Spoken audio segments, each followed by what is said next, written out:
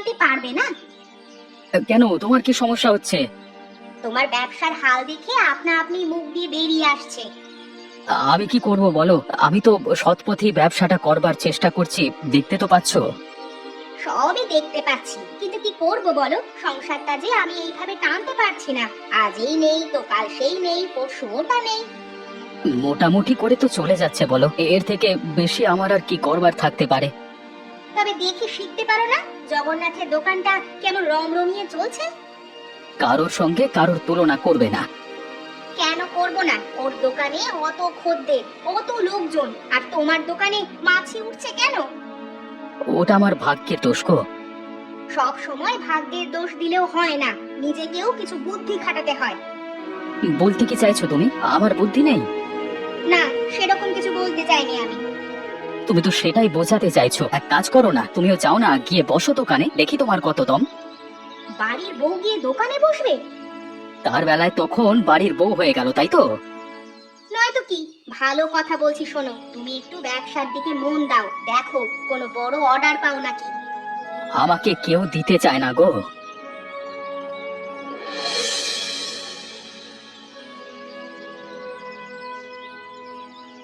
উফ, আমার উপর মনে হয় মা লক্ষ্মী একেবারে ভরে ভরে আশীর্বাদ করেছে। ঠিকই বলেছো, চারিদিকে শুধু টাকা আর টাকা। তোমার দোকানটা যে এইভাবে চলবে ভাবতেই পারা যায়নি। আরে কার বুদ্ধিতে ব্যবসাটা চলছে সেটা দেখতে হবে তো। আমার নাম জগন্নাথ। আচ্ছা, তোমার মাংস এত বিক্রি হয় কি করে বলো তো? আমি মাংসতে এমন একটা জিনিস মেশাই, লোক এমনিতেই আমার মাংস ভালো ভালো করে কিনতে আসে। তারপর তারপর আমার দোকানে বাসি মাংস তো আমি ওইভাবেই বিক্রি করে ফেলি, আর লোকে ভাবে টাটকা মাংস। বাবা, তোমার মাথায় কি বুদ্ধি গো! আচ্ছা গিন্নি, এবারে তোমাকে হাতের এক জোড়া বালা তৈরি করে দেবো, কি বলো গিন্নি? হ্যাঁ, সত্যি দেবে বলছো? কেন দেব না? হাজারটা নয়, লাখটা নয়, আমার একটা মাত্র বউ। থাক থাক, আর আদিক্ষেতা করতে হবে না। আচ্ছা আচ্ছা, শোনো, তোমাকে যে কথাগুলো বললাম তুমি জানো, সেই কথাগুলো কারোর সামনে মুখ ফসকে বলে ফেলো না। মানে তুমি আমাকে কি বলতে চাইছো, যে আমার পেট পাতলা? না গো না, আমি তোমাকে সেইভাবে কিছু বলতে চাইনি। আসলে গ্রামে শত্রুর অভাব নাই তো, তাই বলছি। কেউ কোত্থেকে কি সব জেনে যাবে, তখন তাহলে আমার ব্যবসাটা একবারই লাটে উঠে যাবে। না গো না, আমি এমন কিছুই করব না, আমার ওপর বিশ্বাস রাখো। ঠিক আছে ঠিক আছে, শান্তি পেলাম।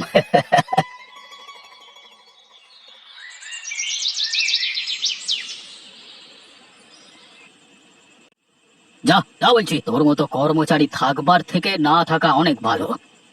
আমি বেরিয়ে গেলে কিন্তু আপনার পর্দা ফাঁস করে দেবো সারা গায়ে। আমি কিন্তু আপনার অনেক কর্মকাণ্ডের সাক্ষী। হ্যাঁ, সে তো জানি, কিন্তু তোকে আটকাবার জন্য আমি একাই যথেষ্ট। তুই কি ভাবছিস তোকে আমি মুখ খুলতে দেবো লোকের সামনে? কেন, কি করবেন আপনি আমার সাথে? তোকে দরকার হলে এই পৃথিবী থেকে সরিয়ে দেব, কাক পক্ষীতেও টের পাবে না, কুচি কুচি করে কেটে মাংসের সাথে মিশিয়ে দেব। আপনি কিন্তু মহা পাপ করছেন। একদিন না একদিন তো আপনি ঠিকই ধরা পড়বেন। কে ধরবে তুই? এমন কোনো বাপ এখনো জন্মায়নি রে যে আমাকে শায়েস্তা করবে। আছে আছে, সব পাপেরই বাপ আছে, তেমন আপনারও আছে। আচ্ছা শোন, নিজেদের মধ্যে ঝগড়া করে কি কোনো লাভ আছে? কেন, আপনি তো আমাকে তাড়িয়ে দিচ্ছিলেন, দিন না।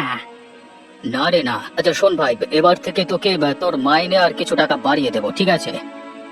বেশ, তাহলে তো আর কোনো কথাই হবে না, আমিও আমার মুখটা বন্ধ রাখলাম।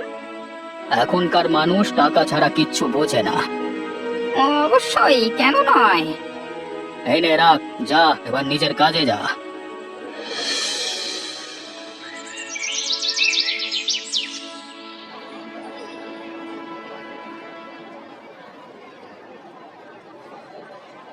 আরে আসুন আসুন, সবাই আমার দোকান থেকে মাংস নিয়ে যান। আমার দোকানে সব থেকে ভালো মাংস পাওয়া যায়।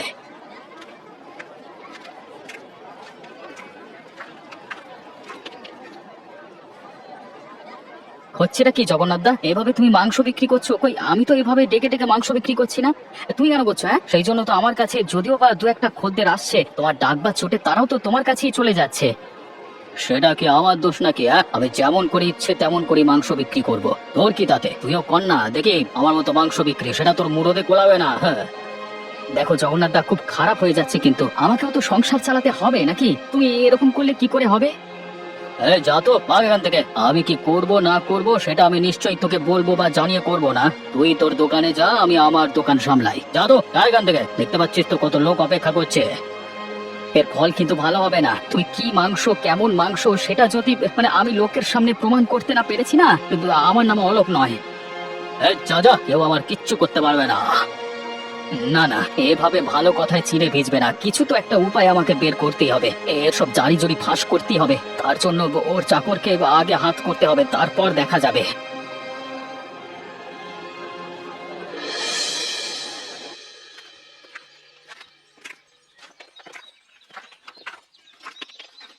কি গো দিদি, তোমাকে যে আর দেখাই যায় না। না গো, সেভাবে আর বাইরে বেরোনো হয় না। কেন, একটু সময় বের করে বেরিয়ে আমাদের সাথে তো একটু গল্পও করতে পারো। সংসার, তারপর ওনার দোকান, সবকিছু সামলে আর মনে হয় না গো যে কোথাও বেরুই। হ্যাঁ, আপনাদের দোকানে যে হারে লোকজন আসে, যে হারে বিক্রি বাট্টা হয়, আমাদের দোকানে তার ছিটে ফোটাও হয় না। ব্যবসা করার জন্য ভাগ্য চাই গো, ভাগ্য।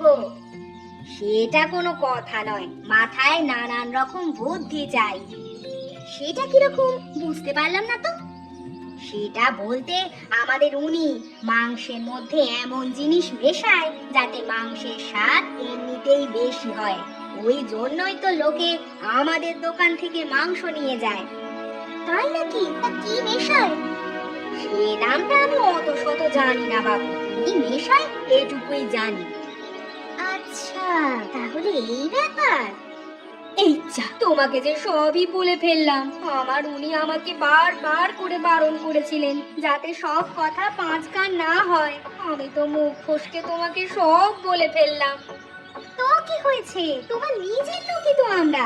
আমি কাউকে বলবো না, তোমার অসুবিধা নেই। তাই করো ভাই, তুমি যেন এই কথা কাউকে আর বলো না। তোমাকে বিশ্বাস করে বলে ফেললাম সবই। না গো না, কাউকে বলবো না, তুমি নিশ্চিন্তে বাড়ি চলে যাও। আমার উনি যদি জানতে পারেন তাহলে আমাকে আর আস্ত রাখবে না, মেরেই ফেলবে একেবারে। নিজের লোক হয়ে কেউ নিজের লোকের ক্ষতি করতে পারে বলো? তুমি সম্পূর্ণ আমার উপর বিশ্বাস রেখে যেতে পারো।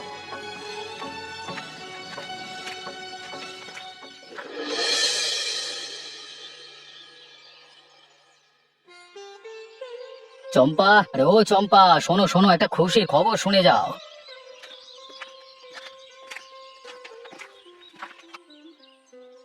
বলো বলো, ওটার জন্যই তো এতদিন অপেক্ষা করছিলাম। আমি একটা বড় বিয়ে বাড়িতে মাংসের অর্ডার পেয়েছি গো। বলো কি, এ তো দারুণ সুখবর। অবশ্যই একটা সুখবর। এবার আমি কত টাকা রোজগার করব সেটা শুধু অলোক দেখবে। হ্যাঁ, সেই দেখা ছাড়া আর ওদের কোনো কাজ থাকবে না। এবারে আমার খেল দেখতে হবে। কি করবে তুমি? কেন জানো না? আরে ওই তো মাংসের মধ্যে ওষুধটা মেশাতে হবে তাই।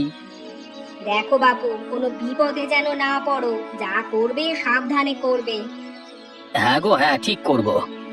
আচ্ছা, তুমি যে অত মাংসে ওষুধ মেশাবে, লোকেরা যদি অসুস্থ হয়ে পড়ে তাহলে তো সব দোষ তোমার ঘাড়েই এসে পড়বে। না না, তখন আমি সব দোষ ওই অলোকের ঘাড়ে দিয়ে দেব, বলবো ও শত্রুতা করে এসব করেছে। আমার না খুব ভয় করছে, মন বলছে কিছু একটা বিপদ ঘটতে চলেছে। তোমার মন আজকাল অনেক কিছুই বলছে। যাও তো এখান থেকে, যাও। মাথা গরম করিও না, আমাকে আমার কাজ করতে দাও দেখি যত সব। জানো তো, আমি শ্যামাকে সব কথা মুখ ফসকে বলে ফেলেছি।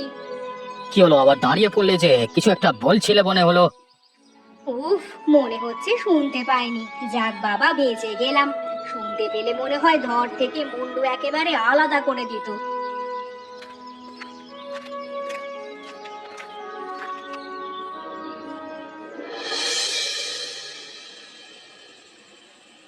দাদা দাদা, সর্বনাশ হয়ে গেছে। কি হয়েছে রে? বিয়ে বাড়িতে মাংস টাংস ঠিকঠাক করে পৌঁছাতে পেরেছিস তো? তাহলে অনেক টাকা জলে যাবে তো। সেসব কথা ছাড়ুন, তাড়াতাড়ি দেখবেন চলুন। বিয়ে বাড়িতে মানুষগুলো সব কেমন জানি করছে। কেন, কি করছে? সবাই ওই রান্না করা মাংস খেয়ে অসুস্থ হয়ে পড়েছে। সে কি কথা রে, এমন তো হওয়ার কথা ছিল না। আমি এতদিন ধরে মাংস বিক্রি করছি, এমন হয়নি। আজকে মানুষগুলো খেয়ে অসুস্থ হয়ে পড়লো। তাহলে আর বলছি কি, আপনি নিজের চোখে দেখে আসবেন, চলুন না। তোর কি মাথাটা খারাপ হয়ে গেছে নাকি? এখন আবার ওখানে যায় নাকি? গেলে তো সবাই আমাকে একবারে প্রায় মেরেই ফেলবে।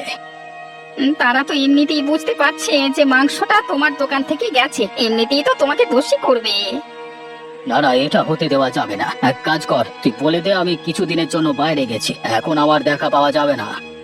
তাহলে সবাই আমাকে এসে ধরবে। তুই এক কাজ কর, দোকান বন্ধ করে তুইও কিছুদিনের জন্য গা ঢাকাতে, আর সব দোষ অলোকের ঘাড়ে দেওয়ার চেষ্টা কর। সেটা কি করে সম্ভব? আমি যদি সব বলে দেব, তুই তাহলে কি করবি? যা করবি সাবধানে আড়াল থেকে করবি, লোক যেন টের না পায়।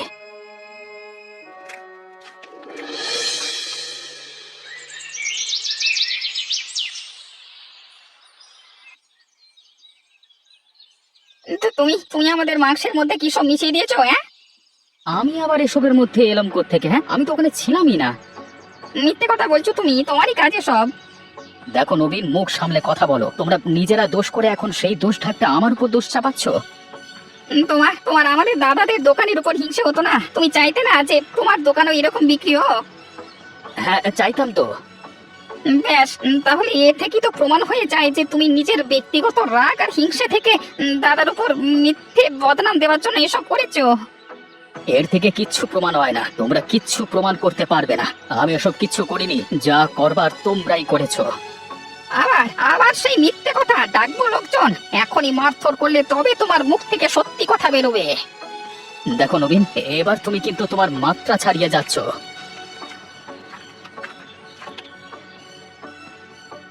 দেখ, ওর জন্য কিন্তু আমার ব্যবসা বন্ধ হবার জোগাড়। তুই ভালো চাস তো সত্যি কথা স্বীকার কর। তুমিও এসেছো, তুমি তো জানো আমি এসব কোনো কাজ করিনি। নবীন সেই থেকে মিথ্যে দোষারোপ করে যাচ্ছে। আমিও নবীনের সাথে একমত। কি প্রমাণ আছে যে তুই রাগ থেকে এই কাজ করিসনি? দেখো, আমার সাথে লাগতে এসো না, আমি ঠিক প্রমাণ করিয়ে ছাড়বো যে আমি এই কাজ করিনি। কিচ্ছু প্রমাণ করতে পারবি না, উল্টে তুই নিজেই ফেঁসে যাবি। দেখ, তোর জন্য আজকে কত মানুষ অসুস্থ হয়ে পড়েছে। ঠিক আছে, তাই তো তাই, যাও তো, এর শেষ আমি দেখে তবে ছাড়বো। আজ যা যা, দেখি তোর কত দম।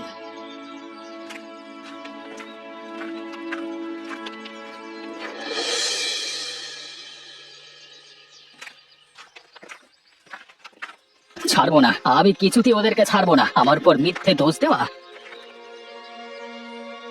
আমার দোকানটাকে লাটে তোলবার ধান্দা করছে ওরা। আর চুপ করে থাকা যাবে না, চুপ করে থাকলে বার বেড়ে যাবে ওদের। তুমি একটু চুপ করবে? কি হয়েছে সেটা তো বলো, সেই থেকে বক বক করেই যাচ্ছ। জানো, আজকে জগন্নাথ দা আর তার চামচা বলে কিনা যে আমি নাকি ওদের বিয়ে বাড়িতে নিয়ে যাওয়া মাংসের মধ্যে নাকি ওষুধ মিশিয়েছি, আর তার জন্য লোকে অসুস্থ হয়ে পড়েছে। ওটা তুমি নয় গো, ওটা ওদের কাজ। মানে? সেদিন জগন্নাথের বউয়ের সাথে গল্প করছিলাম, সে তখন কথায় কথায় মুখ ফসকে কথাটা বলে ফেলেছে। কি বলেছে সে? বলেছে একটা ওষুধ আছে, সেই ওষুধটা মেশালে নাকি মাংসের স্বাদ অনেক বেড়ে যায়, কিন্তু ওটা কোনোভাবে যদি বেশি পড়ে যায় তাহলেই বিপদ। কি হবে দিলে? দিলে মানুষ মরে পর্যন্ত যেতে পারে গো। এখানে তো তাই কাণ্ড করেছে ওরা। কি সর্বনেশে কথা গো!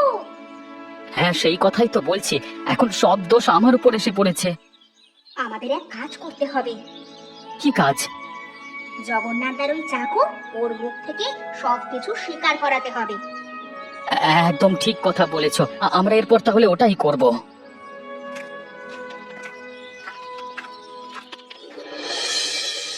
চলো চলো, তাড়াতাড়ি যাই, গিয়ে নবীনকে ধরা যাক। হ্যাঁ, ওই দেখো নবীন এইদিকেই আসছে, নিশ্চয়ই আবার জগন্নাথ দার বাড়িতে যাচ্ছে কিছু কুমদলো মারতে। কি ব্যাপার, তোমরা আমার পথ আঁকলে বসে আছো কেন? হ্যাঁ, তোকে ধোলাই করব বলে। মানে তোমাদের কথা আমি কিছু বুঝতে পারছি না, যা বলে পরিষ্কার করে বলো। তোমরা তোমাদের দোষ আমার ঘাড়ে চাপাবে, আমি কি সব মুখ বুঝে মেনে নেব নাকি? তুমি তো আসল কালপ্রিট, যে কিনা সব কর্মকাণ্ডের সাক্ষী। কি কর্মকাণ্ড, কি কালপ্রিট? কিচ্ছু বুঝতে পারছো না না তুমি? দেখো, ভালোই ভালোই চাও তো সবকিছু স্বীকার করো। না হলে কি করবে? কি করব দেখবি এখনই। দেখতে তো চাই, দেখাও কি করবে। এখানে মেরে ফেলে দেব, বল বলছি তাড়াতাড়ি। আমি এসব ব্যাপারে কিচ্ছু জানি না, আমি এসবের মধ্যে নাই, যা জানে সবই জগন্নাথ দা। তুই জানিস না এমন কোনো কথা হলো? তুই এতদিন ওর কাছে কাজ করছিস আর কিচ্ছু জানিস না, এটা আমাদেরকে বিশ্বাস করতে হবে? বিশ্বাস করলে করো, না করলে করতে হবে না, যা আমার কিছু যায় আসে না তাতে। আমি কিচ্ছু জানি না ব্যাস, এটাই সত্যি। এভাবে হবে না বুঝলে, এ এত সহজে মুখ খুলবে না, অন্য কোনো দিন আবার চেপে ধরা যাবে। আর ছেড়ে দাও। তাই করি, আজকে ওকে যেতে দি। কি বিড়বিড় করছে নিজেদের মধ্যে? কিছু না, তুই এখন আসতে পারিস।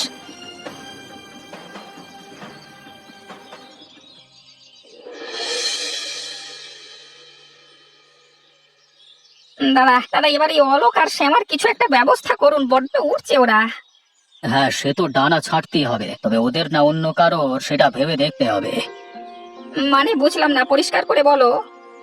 তোকে ওরা রাস্তায় ধরে কি সব জিজ্ঞাসা করেছিল? জিজ্ঞেস করেছিল যে এর পেছনে কার হাত আছে। তুই নিশ্চয়ই বলে দিয়েছিস যে এসবের মধ্যে আমি আছি। না মানে হ্যাঁ, আমি আমি সরাসরি কিছু বলিনি, তবে বললাম আমার সবকিছু তুমি জানো। বাহ, তুমি তো প্রায় অর্ধেক সত্যি তাদেরকে বলে দিয়েছো, তাহলে তো তোমাকে আর বাঁচিয়ে রাখা যাবে না। আমি তো কিছুই বলিনি দাদা তাদেরকে। না বললেও তুমি আমার অনেক কর্মকাণ্ডের সাক্ষী। তুমি যে কোনো সময় যে কারোর কাছে মুখ খুললি তো বিপদ, সে তো বন্ধ করতেই হবে। দাদা আমি কিচ্ছু করিনি দাদা, আমাকে মারবেন না, বিনা দোষে আমাকে কেন মারবেন? না না, তোমাকে আমি আর রাখবো না, আর তোমার কোনো কথাও শুনবো না, তোমাকে মরতেই হবে। বাঁচাও! উফ, একটা পথের কাঁটা সরে গেল। নিচে নামতে নামতে মানুষটা আজ এত নিচে নেমে গেছে যে মানুষ মারতে তার হাত পর্যন্ত কাঁপলো না। সব কথা শ্যামা আর আলোককে জানাতে হবে। কি ব্যাপার গো, নবীনকে আর কিছু জিজ্ঞেস করলে না যে? হ্যাঁ করবো, কিন্তু কিন্তু কি, নিজের উপর মিথ্যে বদনাম কি ঘোচাবার ইচ্ছা নেই? সব ইচ্ছেই আছে, তবে নবীনকে কিছুদিন ধরে দেখা পাচ্ছি না। দেখতে পাচ্ছ না, ওর দিনের পর দিন করে যাওয়া কুকর্মকে প্রশ্রয় দিয়ে গেছি। তুমি কি করবে বলো? তুমি কি জানতে ও অপরাধ করতে করতে এত বড় অপরাধী হয়ে যাবে? সেই দিন শ্যামার সামনে আমি ওর সব সত্যি কথা প্রায় বলে ফেলেছিলাম, কিন্তু আবার চুপও করে গিয়েছিলাম। ভেবেছিলাম ও যদি কোনোভাবে জানতে পারে তাহলে হয়তো আমাকে প্রায় মেরেই ফেলবে। হ্যাঁ, আমি সব কথাই ওনাকে এসে বলেছি, তারপর ঠিকও করেছিলাম, নবীনকে দিয়ে সব সত্যি স্বীকার করাবো। কিন্তু ভাগ্যের পরিহাস, ওকে ওর যোগ্য শাস্তি জগন্নাথদা নিজেই দিয়ে দিল। হুম, কিন্তু এবার জগন্নাথদার শাস্তির ব্যবস্থা করতে হবে। হ্যাঁ নিশ্চয়ই, ওকে শাস্তি পেতেই হবে। আমি তোমাদের পাশে আছি। যে আজ এতগুলো মানুষের মৃত্যুর কারণ, তাকে তো আজ নিজেই মরতে হবে। আপনি বলছেন এ কথা? হ্যাঁ আমি বলছি, আমি তোমাদের পাশে আছি, তোমরা যা করবে করো।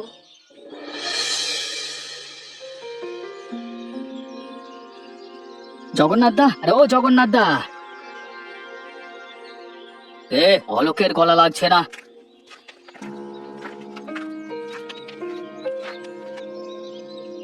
হ্যাঁ, আমি তোমার সাথে কিছু কথা বলতে এলাম। অত সময় আর ইচ্ছে কোনোটাই আমার হাতে নেই। না, সেটা বললে তো শুনছি না। তোমাকে এই কথাগুলো না বলে যে আমি পাপমুক্ত হব না। বেশ বেশ, অত ন্যাকামো করতে হবে না, বলে ফেলো তাড়াতাড়ি। আমাকে ক্ষমা করে দাও, আমি একা কখনো করব না। আরে ওঠ ওঠ, কি করছিস কি, আর কি বা করেছিস? আরে বাবা, আমি তোমাদের দোকানের উপর হিংসে করে এসব কাজ করে ফেলেছি। আরে এর আবার হলোটা কি? কিছু মতলব আছে মনে হচ্ছে, আমাকে সাবধানে কথা বলতে হবে।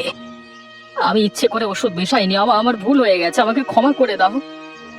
আচ্ছা আচ্ছা, থাক থাক, আর পায়ে ধরতে হবে না। এবার তাহলে আসল কথা বেরিয়ে এলো, বল। হ্যাঁ হ্যাঁ দাদা, আমি নিজের ভুল বুঝতে পেরেছি, তাই জন্যই তো তোমার কাছে এসেছি। আচ্ছা ঠিক আছে ঠিক আছে, আমি কোনোদিন কাউকে এসব কথা বলবো না, তবে তার বিনিময়ে আমার কিছু তো একটা জিনিস চাই, না হলে আমি এমনি এমনি তো চুপ থাকবো না। বলো দাদা, তোমার কি লাগবে? আমি তোমাকে সব দিতে রাজি। ওই তো দোকানটা আমার নামে লিখে দিতে হবে। ওটাই আমার সম্বল, ওটাও যদি তুমি কেড়ে নাও তাহলে আমরা যে একেবারে না খেতে পেয়ে মরে যাব। তাহলে ভাই ক্ষমা করো, আমি চুপ থাকতে পারলাম না ভাই। হ্যাঁ না না দাদা, আমি দিয়ে দেবো, আমি তোকে সব দিয়ে দেবো।